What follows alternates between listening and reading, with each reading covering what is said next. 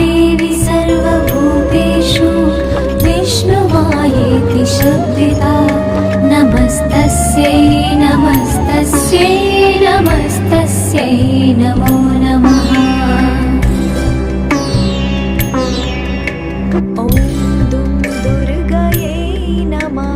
या देवी सर्वभूतेषु चेतनेत्यभिधीयते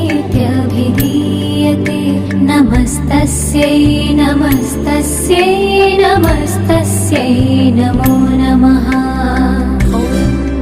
दुर्गये नमः। जय मतदी।